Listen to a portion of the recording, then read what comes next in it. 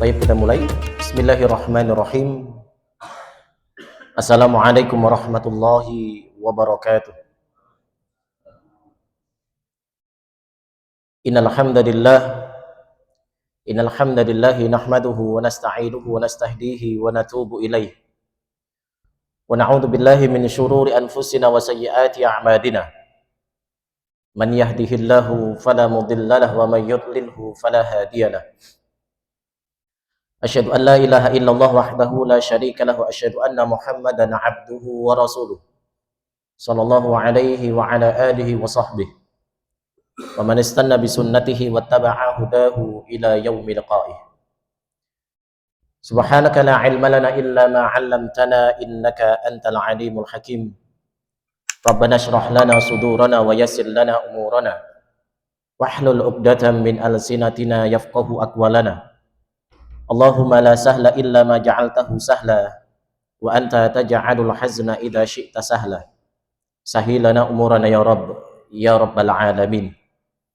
Allahumma anfa'na bima 'allamtana wa 'allimna ma yanfa'una wa zidna 'ilma. Allahumma inna nas'aluka 'ilman nafi'a wa rizqan thayyiba wa 'amalan mutaqabbala. Allahumma inna na'udzubika min 'ilmin la yanfa' wa min qalbin la yakhsha wa min du'ain la yustajabu laha. Allahumma inna nas'aluka fahman nabiyyin wa hifdzal mursalin wa malaikatal muqarrabin. Hasbunallah wa ni'mal wakil, ni'mal maula wa ni'man nasir, amma ba'du. Baik Bapak Ibu serta saudaraku semuanya yang semoga dirahmati oleh Allah Azza wa Jal. Alhamdulillah di siang hari ini Allah pertemukan kita di tempat di majelis yang mulia ini. Kita bermohon dan bermunajat kepada Allah Tabaraka wa Ta'ala.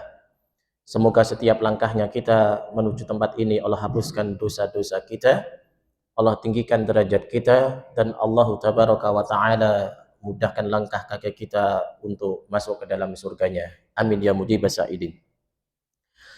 Salawat serta salam semoga tercurah limpahkan kehadirat Nabi kita Muhammad sallallahu alaihi wasallam, dan kita peruntukkan buat para istri-istrinya, para sahabat-sahabatnya, tabi'in wa tabi'ut tabi'in, dan kita umatnya yang insya Allah senantiasa istiqamah dalam dakwahnya. Amin ya rabbal alamin. Baik Bapak Ibu sekalian, kita mulai kajian kita dengan membaca Al-Basmalah. Bismillahirrahmanirrahim. Baik, kita lanjutkan pada pembahasan pada pekan sebelumnya. Dan kemarin kemudian kita sounding di ketika khutbah Jumat kemarin. Kaitan ada 3 orang sosok yang sebenarnya dimuliakan oleh Allah Tabaraka wa Ta'ala, diberikan keistimewaan oleh Allah Tabaraka wa Ta'ala, diberikan privilege oleh Allah Tabaraka wa Ta'ala, namun karena faktor niatnya beramal bukan karena faktor hanya Allah saja, ada niat-niat yang lain di dalam hatinya untuk disebut sebagai seorang pahlawan, untuk disebut sebagai seorang mujahid, untuk disebut sebagai seorang alim, untuk disebut sebagai seorang qari, untuk disebut sebagai seorang darmawan. Maka orang-orang yang seperti ini, kata Nabi Shallallahu Alaihi Wasallam, "Tsumma umira bihi", itu disuruh oleh Allah Tabaraka wa Ta'ala diusir untuk keluar dari surga. Fasuhiba ala wajhihi hatta ulqiya finnar.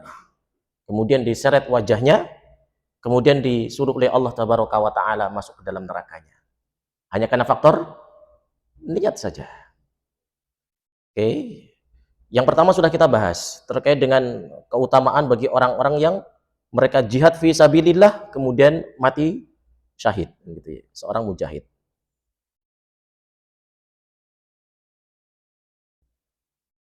Ini orang mujahid ini punya keistimewaan yang luar biasa yang sudah kita bahas pada 2 pekan yang lalu. Baik di dalam ayat Allah Tabaraka wa Ta'ala ataupun di dalam banyak hadis Nabi Shallallahu Alaihi Wasallam. Yang kedua adalah seorang alim dan seorang qari. Siapa orang yang alim? Orang yang mengetahui banyak disiplin ilmu. Siapa seorang qari? Yang dia fasih di dalam mempelajari Al-Quran. Baik fasih membacanya, ataupun lancar hafalannya, ataupun dia memahami ayat-ayat Allah Tabaraka wa Ta'ala. Kayak gitu ya.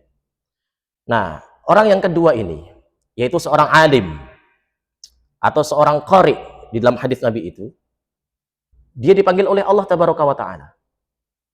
Yang kita bahas di sini adalah orang-orang yang mendapatkan keistimewaan dari Allah, yang ketika antrian panjang pertanggungjawaban di hadapan Allah Tabaraka wa Ta'ala, ada orang-orang yang kemudian menjadi orang pertama yang dipanggil oleh Allah Tabaraka wa Ta'ala untuk mendapatkan keputusan dari Allah. Jadi semua di antara kita ikhwatal iman rahimakumullah, kullukum ra'in wa kullukum mas'ulun an ra'iyatih. Semua di antara kita ikhwah, itu adalah semua kita pemimpin semuanya. Pemimpin itu bukan hanya Pak Prabowo saja, kan gitu ya. Semua di antara kita ikhwah, semuanya adalah pemimpin. Kita yang di sini sebagai seorang suami adalah pemimpin dari istrinya, pemimpin dari anak-anaknya. Seorang ibu adalah pemimpin dari anak-anaknya, kan gitu ya. Maka Nabi mengatakan kullukum ra'in wa kullukum mas'ulun an ra'iyatih. Semua di antara kita ikhwah adalah pemimpin, dan semua pemimpin itu akan dimintai pertanggungjawaban oleh Allah Tabaraka wa Ta'ala. Tapi di antara banyaknya orang yang dimintai pertanggungjawaban oleh Allah, ada 3 orang yang kata Nabi menjadi orang pertama yang mendapatkan keputusan. Yang kedua siapa ini? Orang alim dan seorang qari. Orang yang alim luar biasa. Sampai Nabi Shallallahu Alaihi Wasallam di dalam hadis yang diriwayatkan oleh seorang sahabat bernama Abu Darda, Nabi kita Shallallahu Alaihi Wasallam mengatakan, "Wa man salaka tariqan yaltamisu fihi ilman, sahhalallahu lahu bihi tariqan ilal jannah." Luar biasa ini. Apa kata Nabi? "Wa man salaka tariqan yaltamisu fihi ilman." Barang siapa yang dia itu keluar dari rumahnya, keluar dari tempatnya untuk melangkahkan kaki hadir dalam majlis-majlis ilmu, maka Nabi mengatakan apa? Sahhalallahu lahu bihi tariqan ila jannah. Allah Ta'ala mudahkan masuk ke dalam surganya. Masuk ke dalam surga Bapak Ibu sekalian itu penuh dengan tantangan kok. Nabi mengatakan huffatin naru bisyahawat wa huffatil jannatu bil makarih. Jadi untuk masuk ke neraka itu mudah sekali sebenarnya. Karena seluruh perkara-perkara di dalam neraka itu dipenuhi dengan apa? Bisyahawat, sesuatu yang kita senengin kok. Jadi apa yang kita senengin itu rata-rata itu ganjarannya apa? Nerakanya Allah sebenarnya itu. Huffatin naru bisyahawat wa huffatil jannatu bil makarih. Namun surganya Allah itu dipenuhi dengan apa? Sesuatu yang tidak kita senangin. Termasuk hadirnya di sini sebenarnya enak saja di kantor kan gitu ya, sambil nyemil, sambil makan, enak itu. Malah duduk di sini sambil senderan. Nikmat. Oh, ternyata nikmat di sini kok, timbangan di kantor. Iya kan? Iya. Apalagi di sini sama DKM disediain cemilan gitu. Wah, cakep ini. Oh, iya, bukan hanya Jumatan gitu Pak DKM ya. Dulu Jumatan nggak ada loh, tapi sekarang Jumatan ada gitu ya. Naik. Ntar setiap Rabu ada cemilan kan gitu kan, lumayan menghemat pengeluaran gitu.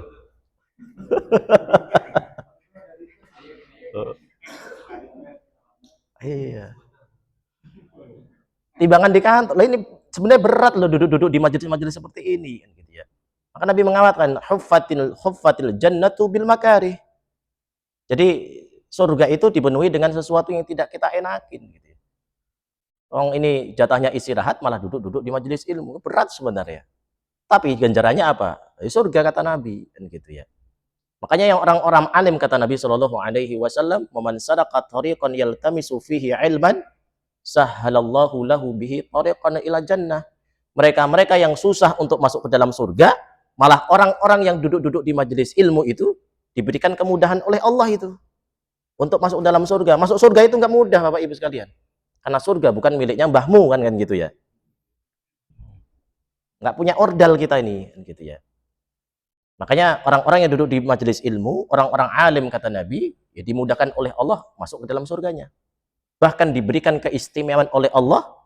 Ada berapa pintu surga Bapak Ibu sekalian? Allah itu bikin berapa pintu surga? Berapa jumlah pintu surga? Loh, kita aja bingung mau masuk surga pintu yang mana gitu ya. Ayo gitu. Jadi ketika ingin bertujuan sesuatu, ya sebenarnya untuk menuju sesuatu tersebut, ya perlu kita kerja berat untuk masuk ke situ kan gitu ya. Nah sebenarnya itu Allah itu memberikan kepada kita itu berapa pintu surga? Kan dalam hadis Nabi yang sahih itu dikatakan ada berapa? Ada 8 kan? Ada 8. Kalau nerakanya ada berapa? Ada 7. Pintu surganya Allah, pintunya loh ya. Itu pintunya itu ya. Pintunya ada berapa? Pintunya ada 8. Nabi mengatakan sama niat abwab. Ada 8 pintu. Yang jelas dan muttafaq disepakati para ulama, jumlahnya ada berapa? Ada 4. Faman kana min ahlil jihad du'aya min babil jihad. Faman kana min ahlis shalah du'aya min babis shalah. Faman kana min ahlis shadaqah du'aya min babis shadaqah. Faman kana min ahlis siyam du'aya min babir rayyan, kata Nabi. Siapa yang rajin jihad dipanggil oleh Allah dari pintu jihad. Tapi kalau suka demo, ya belum tentu masuk ke surga demo, nggak ada gitu ya. Karena ada sebagian orang demo itu adalah jihad. Ya, jihad untuk apa? Memberikan nasihat kepada penguasa. Ya enggak juga sih kan gitu ya. Faman kana min ahli jihad du'aya min babil jihad. Orang-orang yang rajin jihad, ketika ada panggilan perjuangan, ada panggilan untuk berjihad, maka akan dipanggil oleh Allah dari pintu jihad. Faman kana min ahli shalah du'aya min babis shalah. Rajin salat, Allah panggil dari pintu salat. Faman kana min ahli shadaqah du'aya min babis shadaqah. Rajin infak, rajin sedekah, Allah panggil dari pintu sedekah. Wa man kana min ahli siyam, rajin puasa, Allah panggil dari pintu apa namanya? Apa namanya? Ar-Rayyan. Jelas itu. Tapi ketika pintu surga jihad dibuka, nggak ada nama kita. Dipanggil pintu sholat, kagak ada panggil nama kita. Jangan sampai itu. Jadi minimal kalau ada pintu infak dibuka, ada nama kita, gitu ya. Ada nama kita. Karena setiap Rebu ada yang ngasih cemilan. Nah, kan gitu ya. Ayan itu.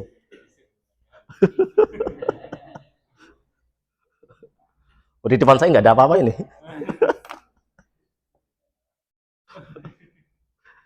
Sekali-kali ya Pak DKM ya. Itu jelas gitu ya. Nah, artinya seorang alim itu diberikan oleh Allah Subhanahu wa taala pintu khusus di antara 8 pintu khusus Nabi. Ini jelas nih di dalam hadis Nabi itu dijelaskan. 8 pintu surga. Jadi antara 8 pintu surga itu ada 7 pintu, yang nomor 7 namanya pintu untuk orang-orang yang duduk-duduk di majelis ilmu, namanya pintu ilmu. Diberikan pintu khusus itu oleh Allah Subhanahu wa taala. Artinya orang alim diberikan keistimewaan oleh Allah. Bahkan wa innal alim yastaghfiru lahu man fis samawati wa man fil ardi hatta al-hitana fil hatta al-hitana fil bahr.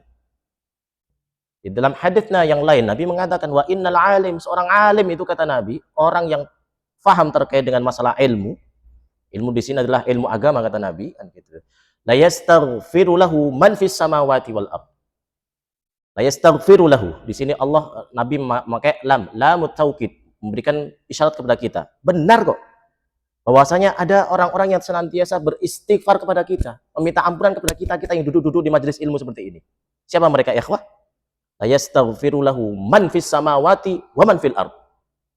Makhluk-makhluk yang ada di langit dan makhluk-makhluk yang ada di bumi itu, mereka itu apa? Memohon ampun kepada orang-orang yang duduk-duduk di majelis-majelis ilmu seperti ini. Hatta al-hitana fil atau dalam hadis yang lain hatta al-hitana fil bahr.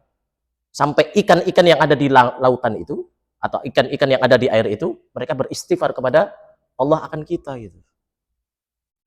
Subhanallah, luar biasa.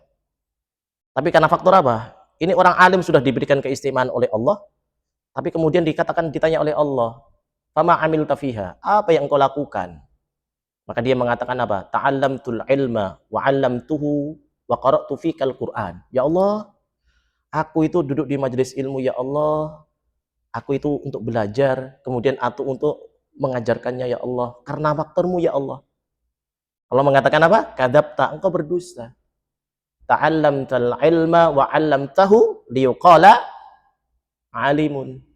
Ternyata engkau itu duduk-duduk di majelis ilmu, atau engkau itu belajar ilmu, atau engkau sedang mengajarkan suatu ilmu agar engkau dikatakan sebagai seorang alim.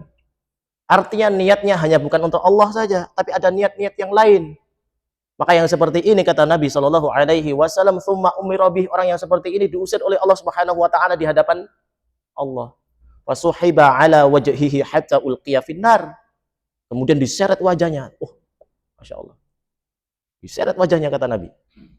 Hatta ulqiya finnar. Kemudian dimasukkan oleh Allah Subhanahu Wa Taala ke dalam nerakanya. Orang alim ini. Begitu juga seorang qari. Orang-orang yang rajin untuk membaca Quran, orang yang senantiasa menghafal Quran, orang-orang yang mempelajari Al-Quran diberikan keistimewaan oleh Allah Subhanahu Wa Taala.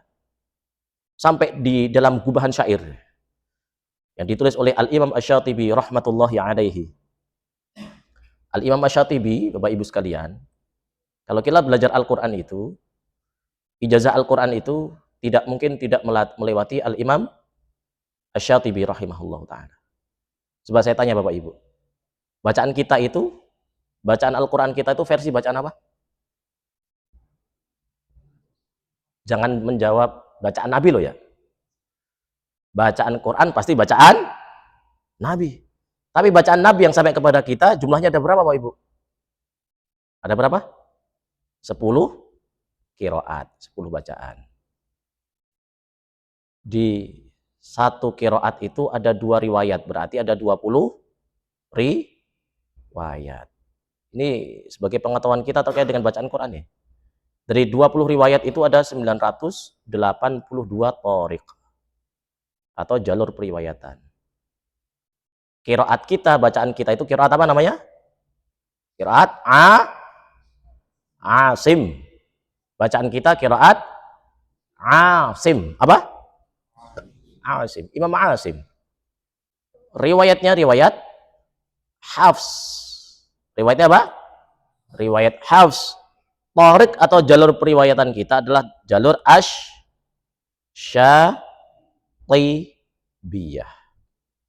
Nah, ini yang nggak pernah tahu ya, harus tahu gitu. Bacaan kita bacaan Nabi, iya bacaan Nabi. Tapi versi bacaan siapa? Bacaan Imam Asim, riwayatnya riwayat Hafs, thariqnya adalah thariq Asy-Syatibiyah. Thariq Asy-Syatibiyah itu ditulis oleh Al-Imam Asy-Syatibi dalam gubahan syairnya. Nah, gubahan syairnya ini. Apa kata beliau terkait dengan seorang qari? Dia mengatakan, wa qari'uhul mardhiyu qarra mithaluhu kalutruj dihalaihi murihan wa mukilah.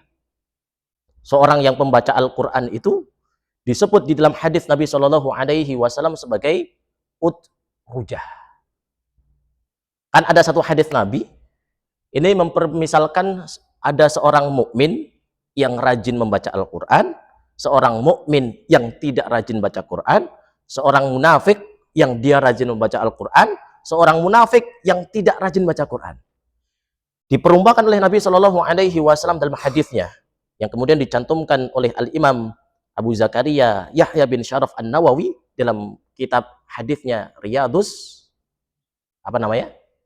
Riyadus Shalihin. Apa namanya? Riyadus Shalihin. Kalau nggak hafal hadis ya minimal tahu kitab-kitab hadis, Pak. Gitu. Jangan sampai kita sudah nggak ngafal hadis, nggak tahu nama kitab-kitab hadis. Ada kitab hadis namanya apa? Riyadus Shalihin. Apa Riyadus Shalihin? Taman bagi orang-orang yang soleh.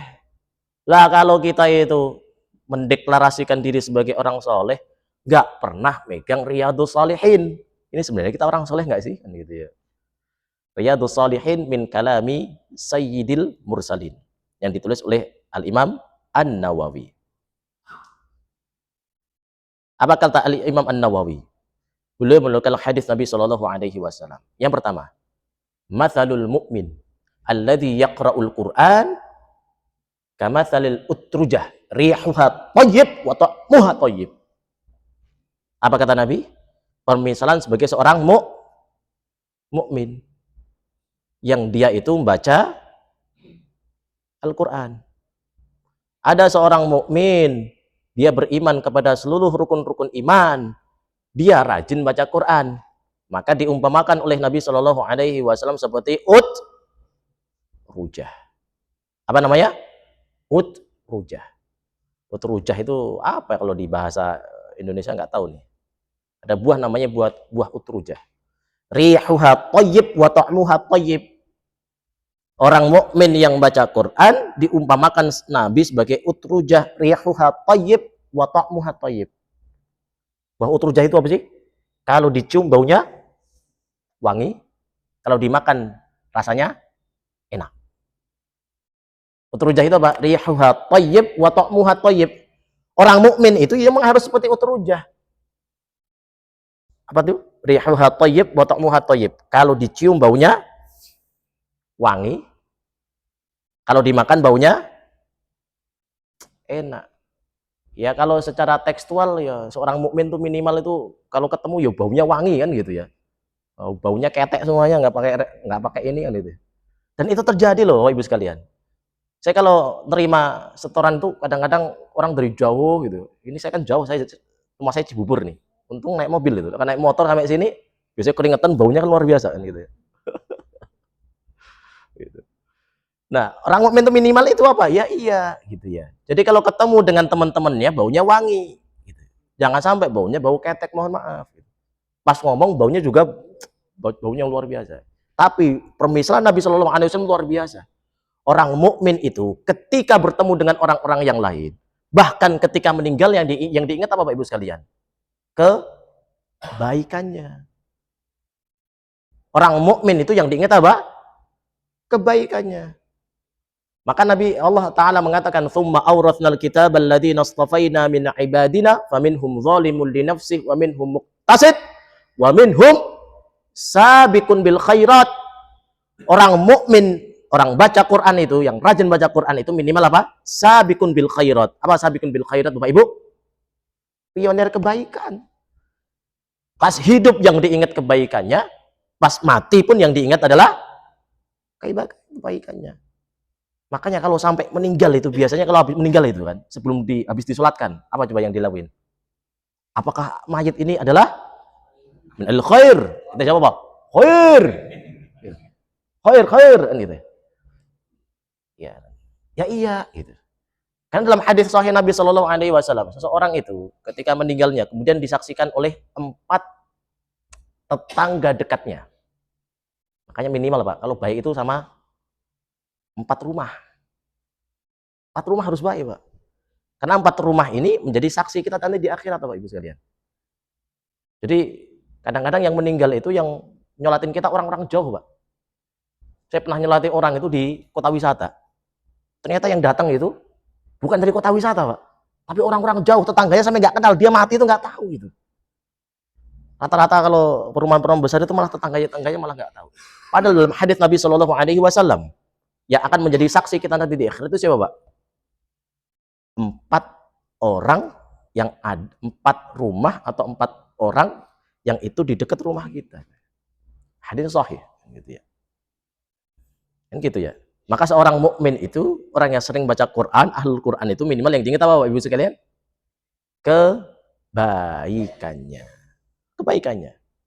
Maka orang mukmin yang rajin baca Quran disebut Nabi sebagai apa? Utrujah itu rihuha thayyib wa ta'muha thayyib. Kalau dicium baunya wangi, kalau dimakan rasanya enak. Tapi ada orang mukmin, Pak, ya tidak rajin baca Quran.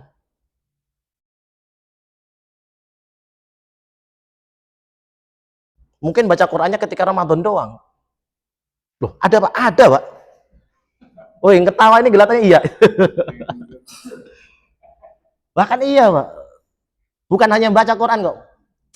Bahkan sholat gitu. Sholatnya cuma pas Idul Fitri, Idul Adha. Kadang-kadang Idul Fitri juga enggak, Idul Adha doang. Demi apa itu? Dapat kupon gitu. Tapi ada orang-orang mukmin, Pak. Ada orang mukmin yang dia tidak rajin untuk baca Quran. Tapi ini diperumakan oleh Nabi Shallallahu Alaihi Wasallam. Kalau Nabi sudah memperumamakan, pasti ada di antara umatnya, Pak.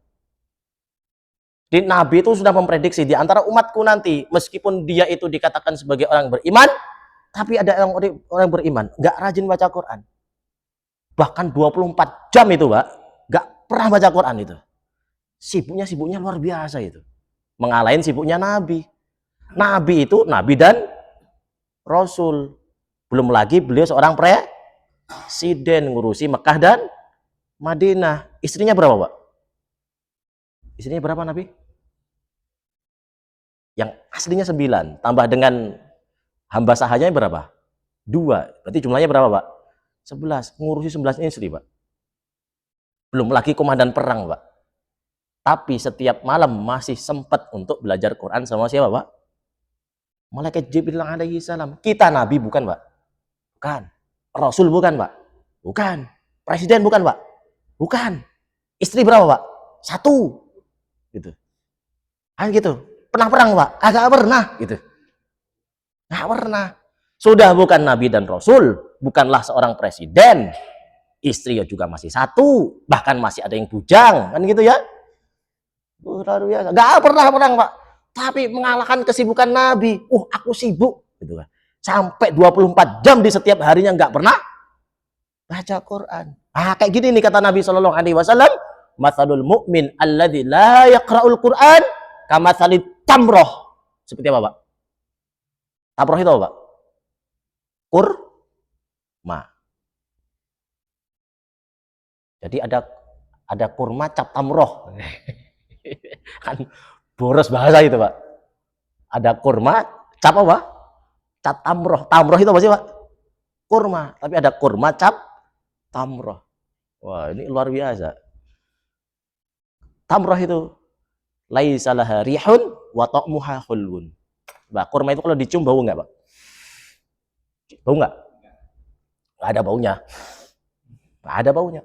Wa ta'muha khulwun. Kalau dimakan rasanya manis. Ya. Meskipun enggak baca ya dia tetap manis, Pak. Meskipun dia jarang baca Quran tapi tetap manis dia. Jadi keutamaan orang mukmin. Tapi orang mukmin enggak baca Quran disebut sebagai tamroh. Tapi yang ketiga, Pak. Wa matsalul munafiq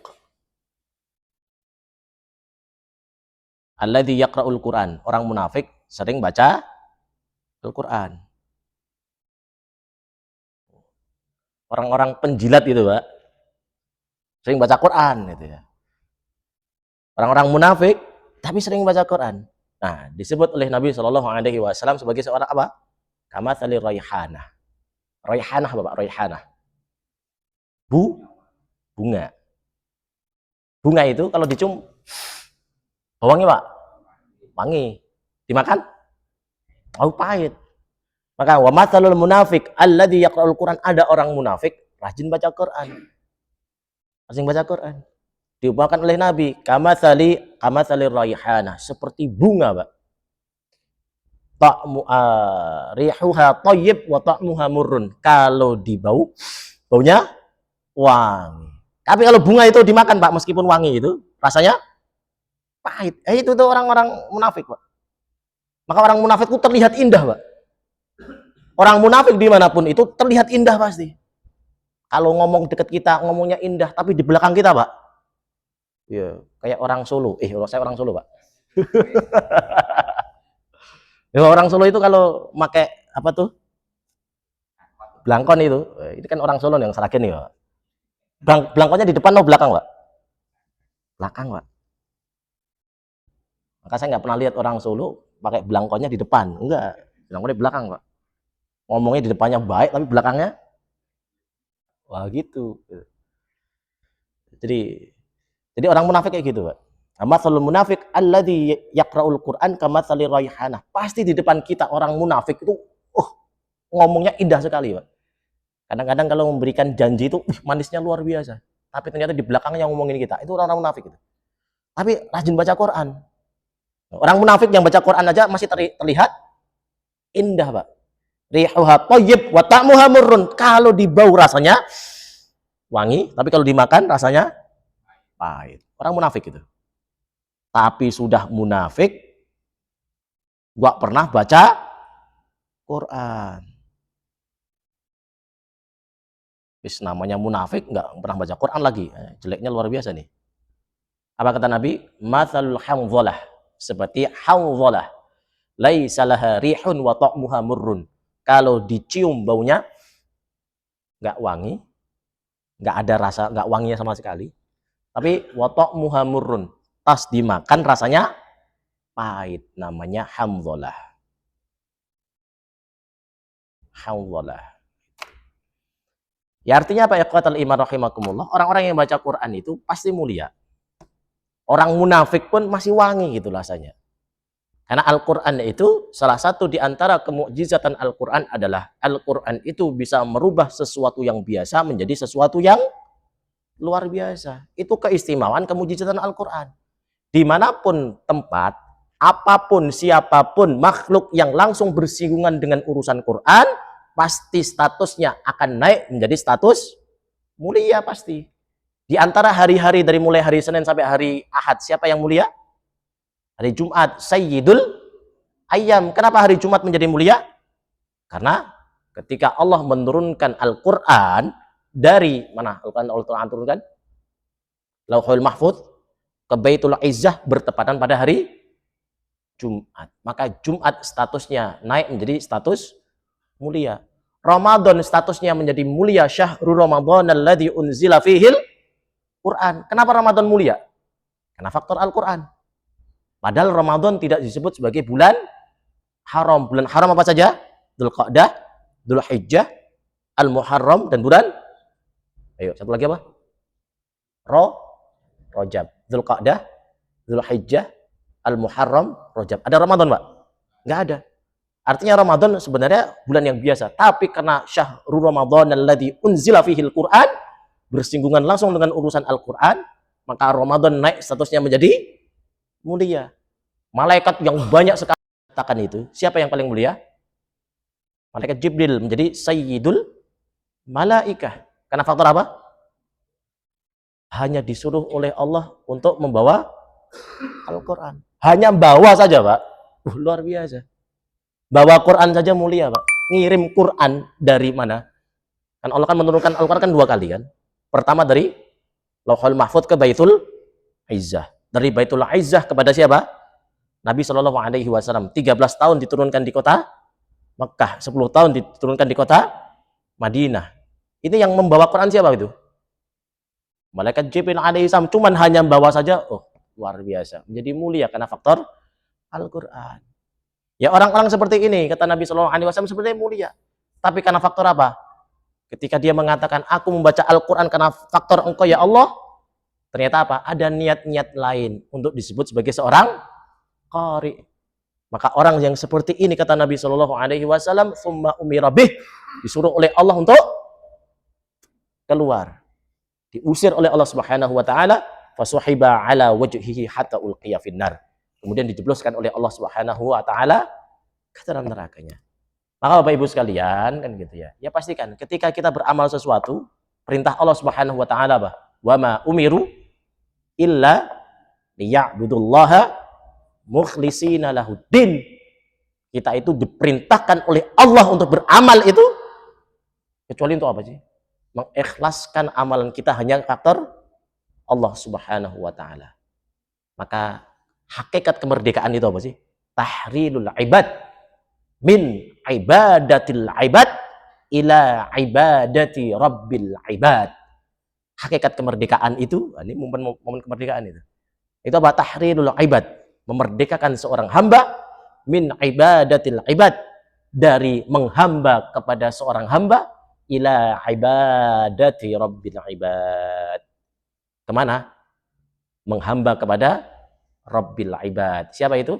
Allah tabaraka wa ta'ala Rabbil ibad. Semoga Allah berikan ilmu yang bermanfaat.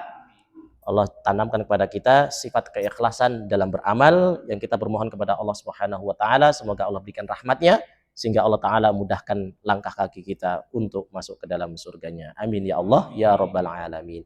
Baik, sampai sini ada yang mau didiskusikan? Ayat tafadhol masykur wa ma'jura. Baik, ada yang mau nanya? Monggo.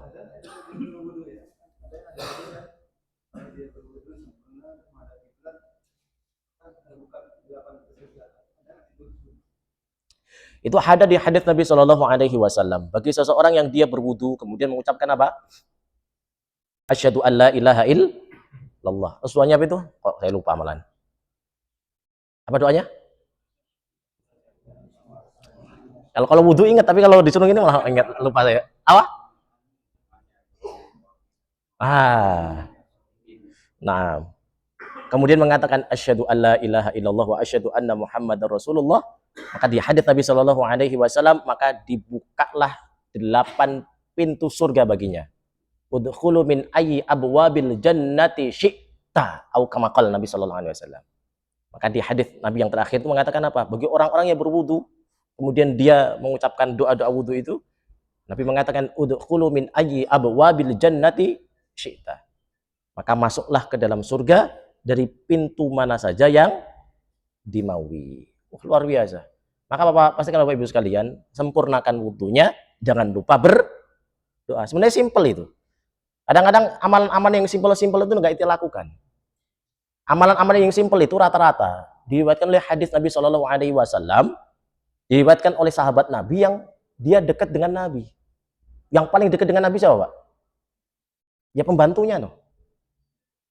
Kita itu kalau hidup itu, yang tahu kebiasaan kita selain istri siapa, Pak? Selain istri anak, ya pembantu, Pak. Pembantu itu tahu dari mana sih? Dari keluar pintu kamar sampai masuk ke dalam kamar, tahu pasti apa yang kita lakukan pembantu itu. Sama Nabi itu kan punya pembantu, disebut sebagai khadimun Nabi. Khadimnya Nabi, pembantunya Nabi kan jumlahnya banyak. Salah satunya siapa? Anas bin Malik. Makanya kalau kita sedang bangun tidur itu, kemudian yang dilakukan oleh Nabi apa, Pak? Kalau bangun tidur, Nabi duduk, kemudian apa? Ucak-ucak mata Nabi. Gitu. Tahu habis dikencingin, enggak. Kalau orang tidur kalau baca doa kan dikencingin itu. Nabi kan gitu ya. Kok tahu dari mana? Anas bin Malik mengatakan itu. Kemudian berdoa apa? Alhamdulillahilladzi ahyana ba'dama amatana wa ilaikan nusur. Kemudian Nabi membaca sekitar 10 sampai 20 ayat. Ayat apa itu, Pak? Akhir surat Ali Imran. Enggak pernah baca ini. Aduh, bangun tidur langsung pegang HP gitu ya. Oh, jam berapa? Mending, Pak. Ngeliat HP dulu, WhatsApp gitu ya. Ya. Ini gitu. Ini kan simple sebenarnya deh, simple gitu. Tapi jarang kita amalkan, Pak, kan gitu ya. Kadang-kadang yang simple itu ganjarnya luar biasa. Orang yang wudu seperti yang ditayangkan tadi, kemudian berdoa dengan doa habis wudu itu diberikan oleh Nabi keistimewaan apa? Udkhulu min ayyi abwabil jannati syi'ta, au kama qala. Masuk surga dari pintu mana yang kita maui. Luar biasa. Wallahu a'lam bishawab. Baik, ada lagi yang mau nanya? Sudah? Terima kasih. Jazakumullah khairah. Ketemu lagi insyaallah nanti di pertemuan berikutnya biiznillah taala. Ila liqa ma'assalamah. Semoga Allah berikan ilmu yang bermanfaat. Kita berdoa kepada Allah Subhanahu wa taala. Allahumma inna nas'aluka ilman nafi'ah wa na'udzubika min ilmin la yanfa'. Baik, nakhatim bi qiraati kafaratil majlis. Subhanakallahumma wa bihamdika asyhadu an la ilaha illa anta astaghfiruka wa atubu ilaik. Ila liqa ma'assalamah. Assalamualaikum warahmatullahi wabarakatuh.